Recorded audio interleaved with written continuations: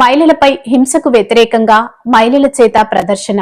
ఈరోజు నా దేశంలో ఏ మూల చూసినా మహిళలపై అత్యాచారాలు, అవమానాలు, లైంగిక దాడులు జరుగుతున్నాయని దీనిపై విశాఖలో ర్యాలీ.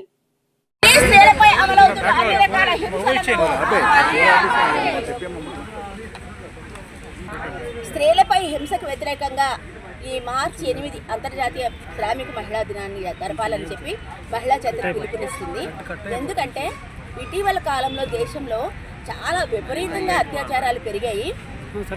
పరువు హత్యలు. వాళ్ళ పేపర్లో ఏంటంటే గుంతకల్ అనే ఊరిలో ఒక తండ్రి తన కూతురు వేరే అతన్ని ప్రేమించిందని చెప్పి ఆ అమ్మాయిని అతన్ని మర్చిపోమని చెప్పి చాలా ఒత్తిడి పెట్టి అయినప్పటికీ ఆ అమ్మాయి వినిపించుకోలేదని చెప్పి నీతో మాట్లాడాలని బయటికి తీసుకెళ్ళి ఒక తోటలోకి తీసుకెళ్ళి ఆ అమ్మాయిని అక్కడ చెట్టుకు వేసి చంపేసి మళ్ళీ ఇంకా ఏంటో అతని కక్ష ఏంటి తీరలేదో తెలియదు. కొంత దూరం వెళ్ళి వెనక్కి వచ్చి బండిలో ఉన్న పెట్రోల్ అంతా అమ్మాయి మీద వేసి తగలబెట్టేసి వెళ్ళి పోలీస్ స్టేషన్లో వెళ్ళి పోలీసులు వచ్చేటప్పటికి కుక్కలన్నీ మొత్తం ఆ మిగిలిపోయిన డెడ్ బాడీని, ఎందుకంటే అది కాలింది కాబట్టి కుక్కలకు తినడానికి అనువుగా మారిపోయింది ఆ బాడీ. దాన్ని కుక్కలు మొత్తం చింపేసి పీక్కు తినేసి ఈ సంఘటన ఇవాళ పేపర్లో రిపోర్ట్ అయ్యింది. ఇది పరువు హత్య. అలాగే మన చంద్రబాబు నాయుడు గారి నియోజకవర్గం కుప్పంలో ఒక అమ్మాయి అబ్బాయి ప్రేమించుకుని హైదరాబాద్ వెళ్ళి పెళ్లి చేసుకున్నారు 3వ తారీఖుని. తిరిగి ఊర్లోకి రాగానే అమ్మాయి తండ్రి ఇతర సభ్యులు అందరూ కూడా వాళ్ళిద్దరి మీద దాడి చేసి పంచాయతీ పెట్టారు.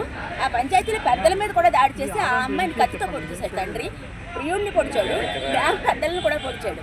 ఇది పరువు హత్య. అంటే వాళ్ళు ఇంకా బతికున్నారు.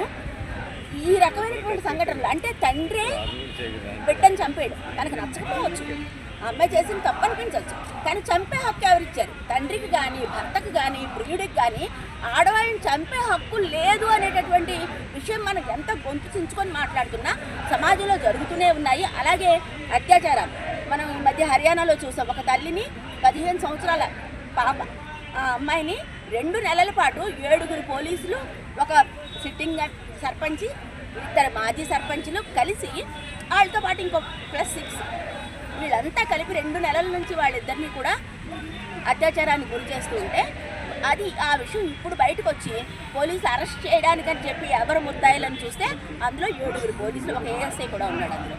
అంటే ఈ రకమైనటువంటి సంస్కృతి భారతదేశంలో ఉంది. ప్రపంచవ్యాప్తంగా ఎక్కడా కూడా నిజంగా మహిళలకు ఉన్నటువంటి హక్కులు అమలు కావటం లేదు. భారతదేశంలో మరి ముఖ్యంగా పెరుగుతున్నటువంటి మతోన్మాదం కానీ, కులపిచ్చి కానీ, మూఢాచారాలు కానీ, మూఢనమ్మకాలు కానీ ఇవన్నీ కూడా స్త్రీలని పరిస్థితిని ఇంకా దిగజార్చి. అంటే చదువుకుంటున్నారు, ఉద్యోగాలు చేస్తున్నారు, పైన చాలా ఉన్నత పదవుల్లోకి వెళ్తున్నారు కొంతమంది, కానీ గ్రౌండ్ లెవెల్లో మహిళలకు మాత్రం ఎటువంటి హక్కులు, రాజ్యాంగం కల్పించినటువంటి హక్కులు దళిత మహిళలకి, మైనారిటీ మహిళలకి, పేద మహిళలకి అమలు కావడం లేదు. కాబట్టి ఈ హక్కులన్నింటినీ అమలు చేసుకోవడం కోసం ఈ అంతర్జాతీయ మహిళా దినోత్సవం సందర్భంగా స్త్రీలంతా ముందుకొచ్చి పోరాడి తమ హక్కులను తాము సాధించుకోవాలని చెప్పి ఈ సందర్భంగా పిలుపునిస్తుంది. Okay madam.